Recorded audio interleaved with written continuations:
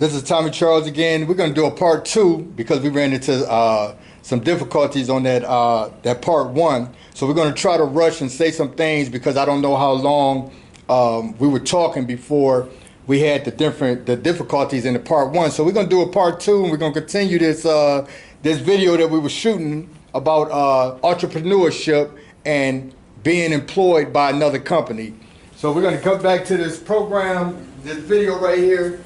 And what we were talking about, you all that didn't catch what we said, I don't know how long we were talking before we had the difficulties, Jeff. So, but we were talking about encouraging your children, your grandchildren to see if the entrepreneur spirit is in them. Right. And we were talking about we think that parents should speak that to their children about being an entrepreneur instead of teaching them to go out and fill an application to get a job. Right. You know, and I think that's one of the main problems in our community now. You know, is we don't have a lot of entrepreneurs like we should. Right. You know, because if you're an entrepreneur, that means that you're gonna have employees. Right. That means that you're gonna have a company.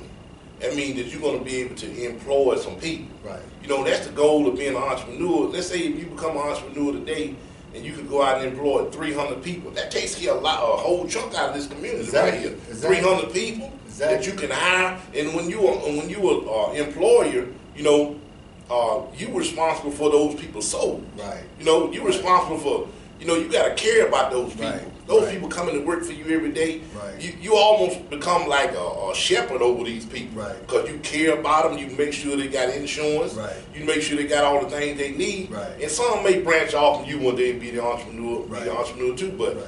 yeah, you want to be the one that employs some people. Exactly. So not be the employer.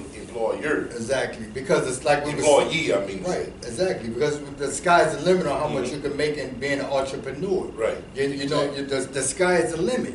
And that's why we want to make this video. That's why we made this video, because we want to encourage you as parents, as grandchildren, as guardians to start speaking entrepreneurship to your children. Right. You know, you love your children. You want to see your children do the best that they can. Like my daughter, she always talks about she wants to be a veterinarian. Okay. So I talked to her about becoming a veterinarian, right. learn her craft, learn it deep, good, and then start her own practice. Start her own practice. Open up her own business. Exactly. You know? That's what I talked to my daughter. Yeah, because I used to work for a veterinarian. Okay. You know? Yeah, and I had to make the medicine. Okay. Yeah, you had me in the medicine room, but I had to read the thing and had to mix the medicine and put it in capsules for the dogs and the animals, different vets and stuff like that. Cool. So I understand it. You become a multi-millionaire being a veterinarian so with your own practice. Right. My daughters, I kicked that to them.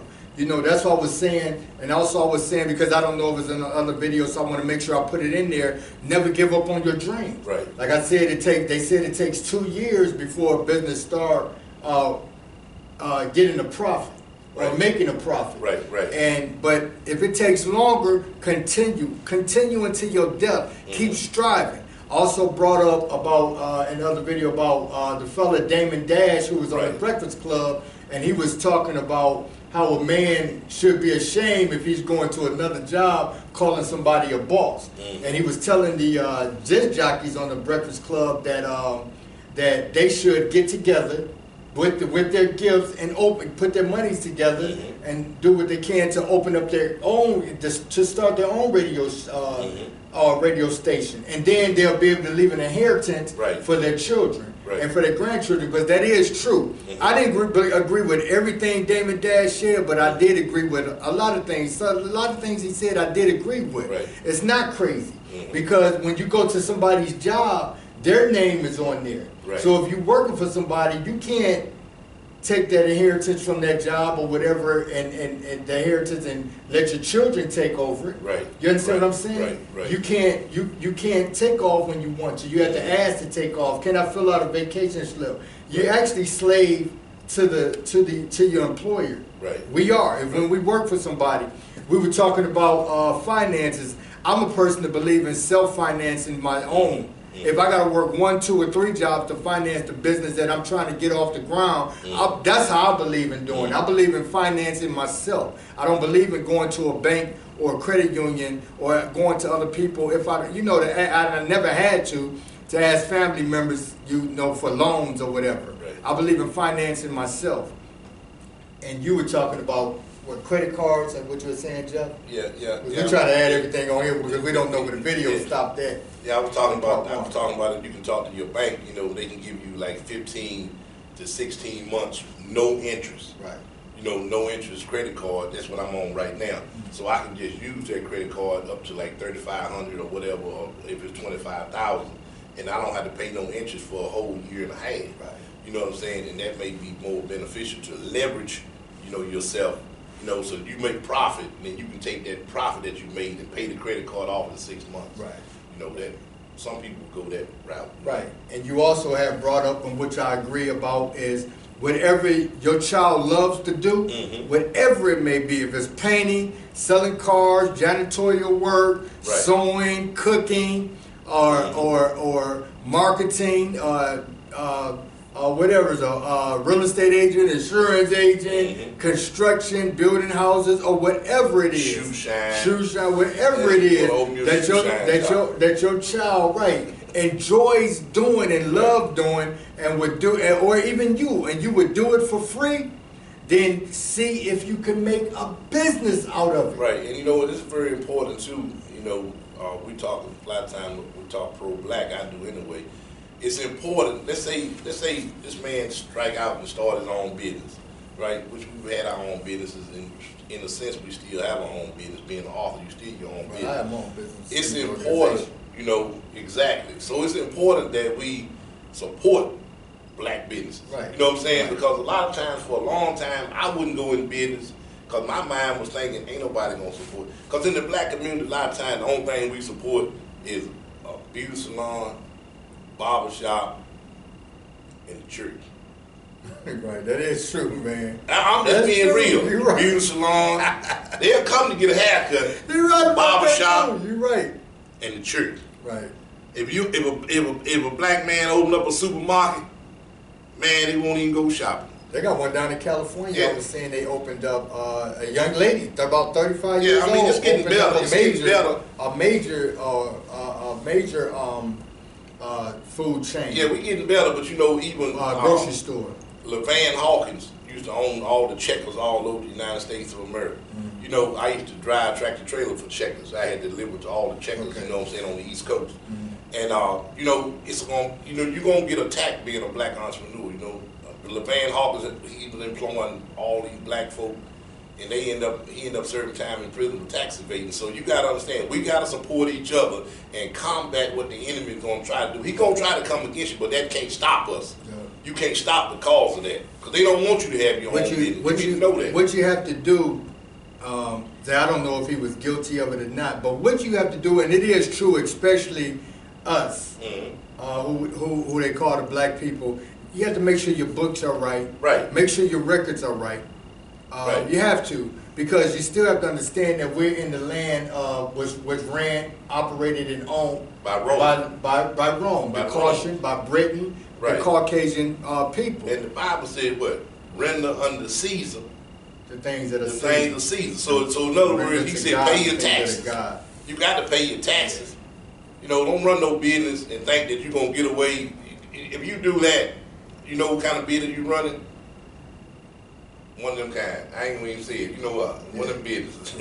A drug dealer is really an entrepreneur. Right. Right. But then take that same power that you have, that same enthusiasm that you have to go out there with a package of selling drugs, and open your sneaker store. Right. Sell some sweatsuits. Right. Sell them at a decent price. Don't try to get rich scheme. Right. I was saying, I don't know if it's in the video.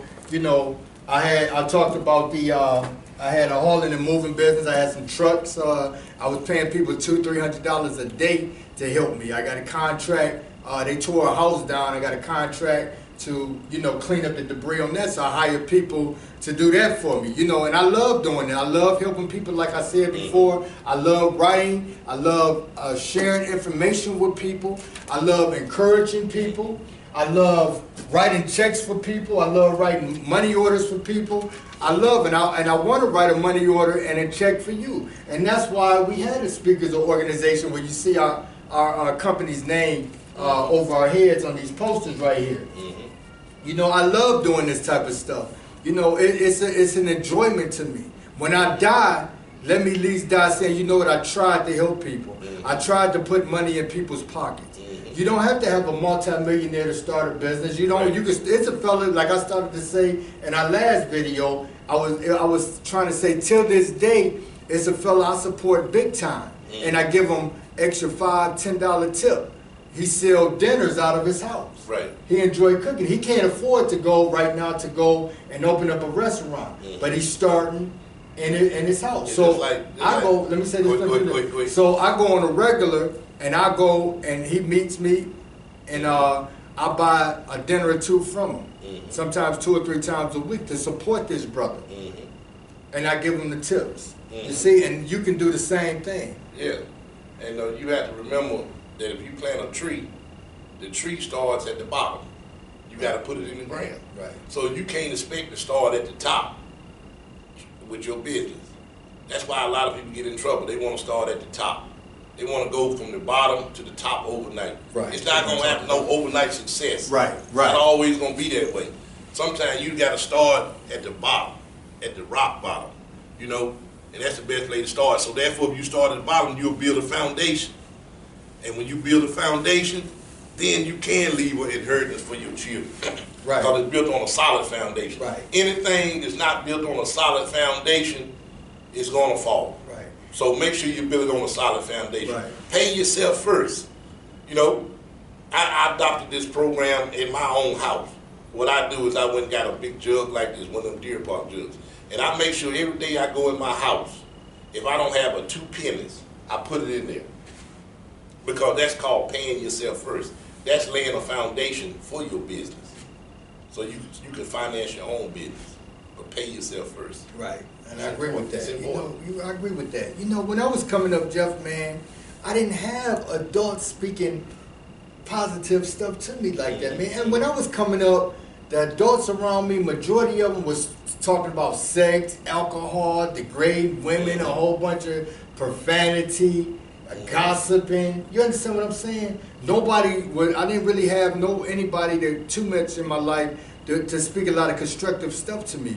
I remember when I was in church, there was a deacon named Deacon Tate. I had a lot of respect for him. Had a lot of respect. Yeah, his name was Deacon Tate. He died, I think he died when he was in his early 60s. He died like somewhere in the early 80s. He died like in the early 80s. Because he died probably like around 1981, 1982. You know, but I was a young man at that time, 18. I remember I had a lot of respect for him. He used to speak some things to me about life. And the street that I grew up on a street called North Line, on the corner house of Intervale and North Line on the west side of Detroit. And down the street, I had some friends. Her name is Tanya, but we called her Mickey. Her brother's name was Ray, but we called him Harry. You know, and he had a younger brother, June. Their father, Mr. Smith, I had a lot of respect for him. I had a lot of respect for Mr. Smith. Those are the only 2 men in my life coming up as a child and as a teenager that I could say I had respect for, that I could remember. Mr. Smith and Deacon Tate. Deacon Tate and Mr. Smith. Those only, because they were the only men that I saw that was constructive. You know, taking care of their families. I think Deacon Tate had his own roofing company.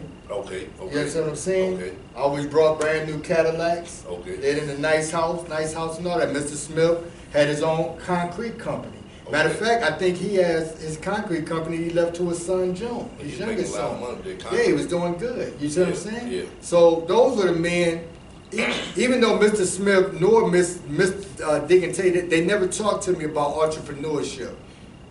There's no other adults in my life or in my family that I know that spoke constructive stuff to me. It was just a whole bunch of negative stuff. You see? Don't be like that. You got when your children, when you have small children that's around you, whether they're your children or not, they listen to adult conversation. They listen to what you're saying. They listen to how you, and they pay attention to how you act, and the way you talk, the way you speak, and how you act reflects on them. Right. And only the stronger grow up and say, you know what, that was a bunch of foolishness. I don't want to be like them. So when you like that, what we said before, then you're failing your children. Right. You're failing them.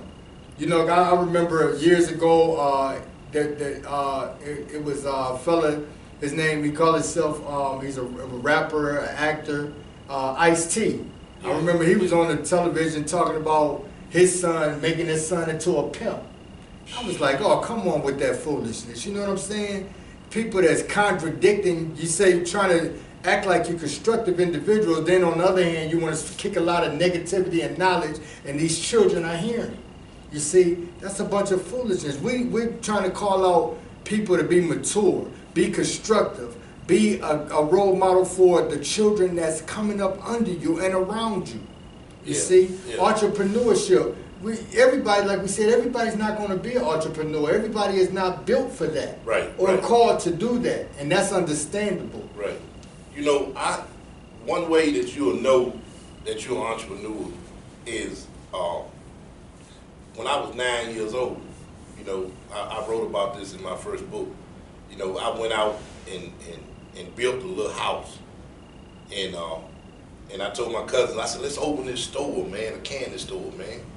And they was all happy for me and everything, and we built the house, you know, and we built it up and had a little shelf in the front with a window and all of that, and we took up the money, and I went to the store to get all the candy to go in the store, right?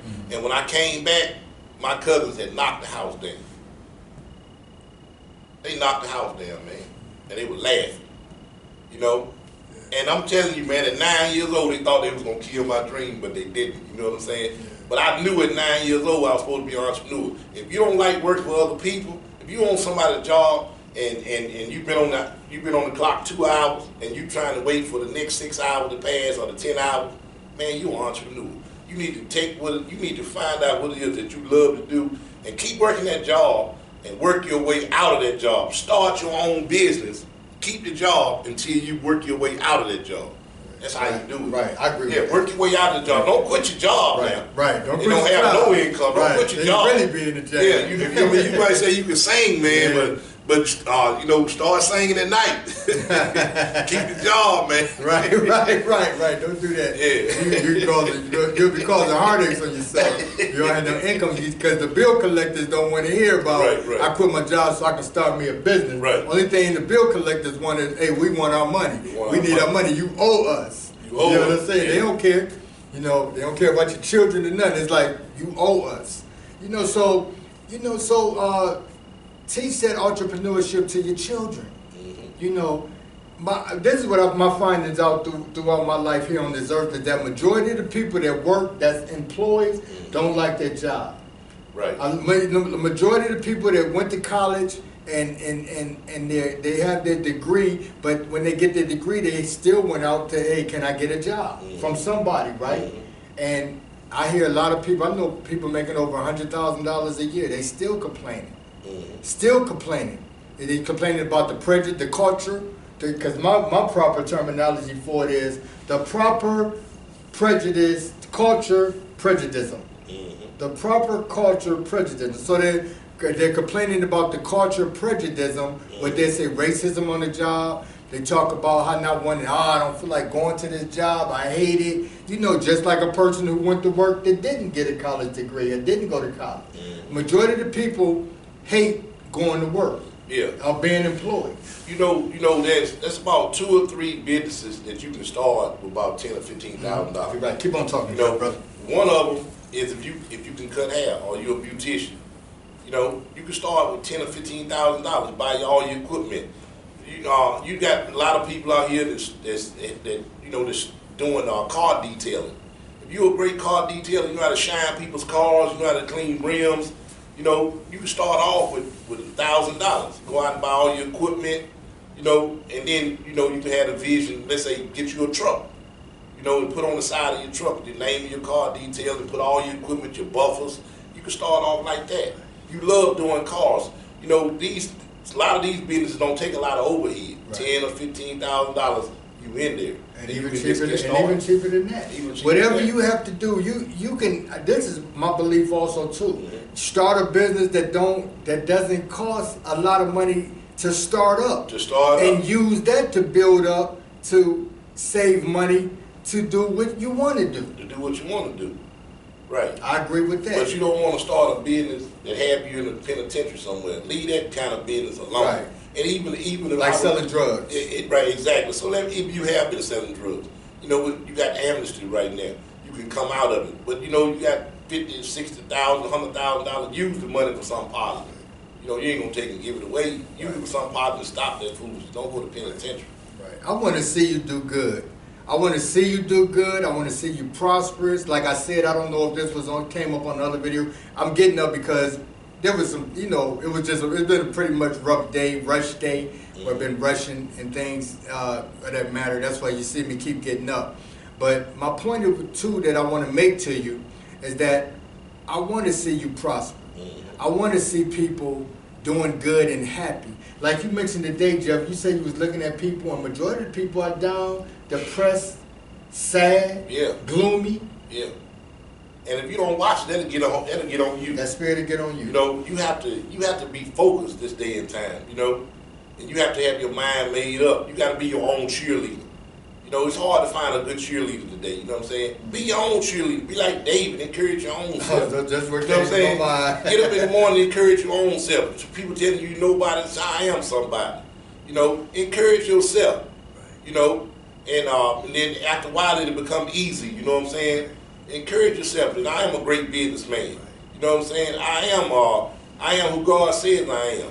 You know? Right. And understand, we want you to understand you are somebody. Let's see, the Most High God, everybody that's created, whether it's an animal, the fowls of the air, mm-hmm. the creatures, or whatever lives in the waters, the Most High created you. Mm-hmm. He created us as human beings with intelligence. Right.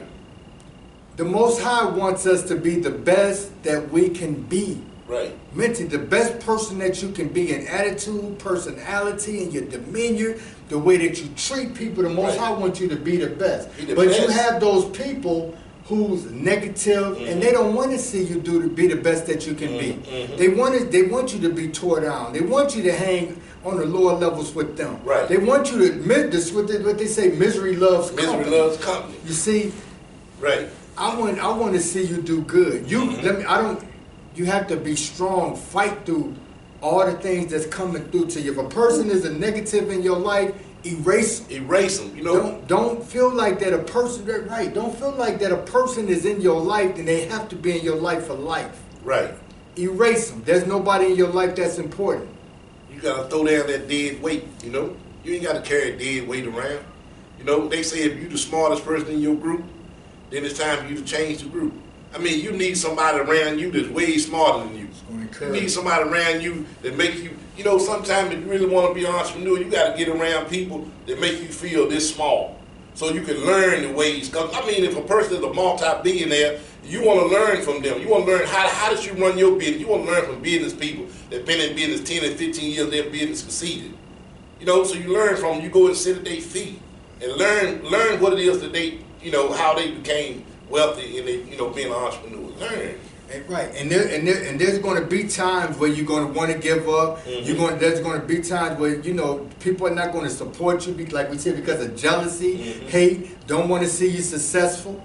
You see, and what you have to do when you get to that point, you can get on YouTube mm-hmm. and start listening to people. That's right. That's going to motivate you, right. and rekindle that fire inside of you. Mm-hmm. Mm-hmm. You see what I'm saying? I get discouraged at times. Yeah. I feel ain't nobody want to, you know, the people I know, they don't want to hop on board and drink, because if I make it big, I'm going to look out for them. But if a person is not going to be with me from the beginning, mm-hmm. then when I start making it, don't come to me with the handout. Right. When money start, you see what I'm saying? When money start pouring in, now you're a multi-millionaire and now you're traveling and doing whatever you're doing. Now everybody want to get on board because you can afford to pay them. Now I'd rather pay a stranger. Right. That's going to be on board with me. That's going to be right for me. than a person that knew me when I was trying to get things off the ground and they didn't support me.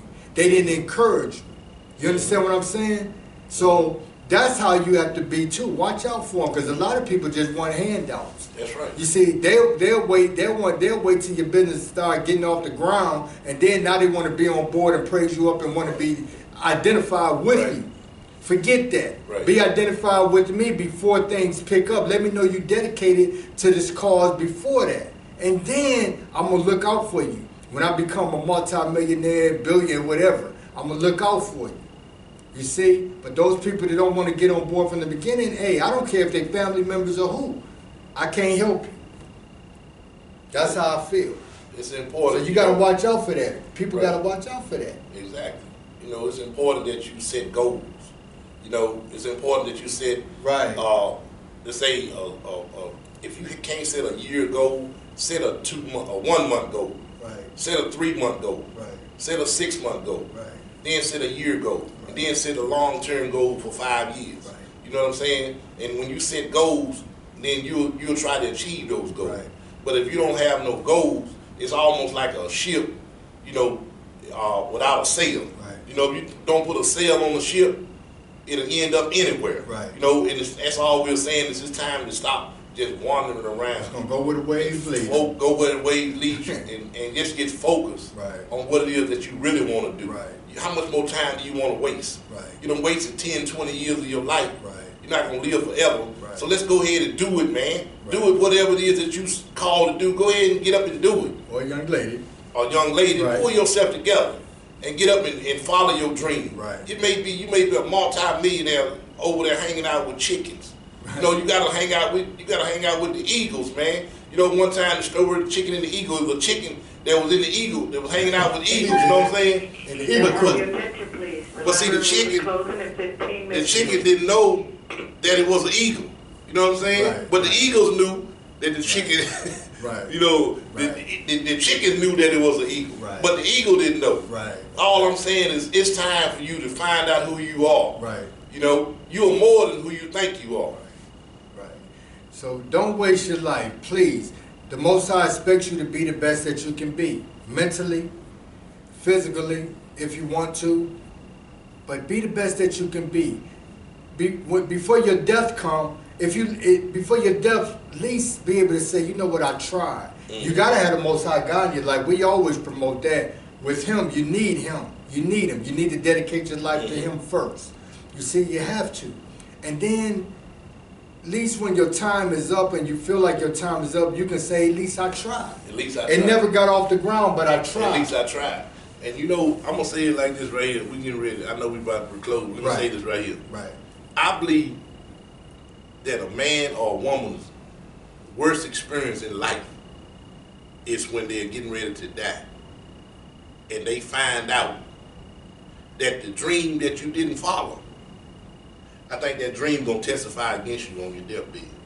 You will sit there on your deathbed and you'll live in regret.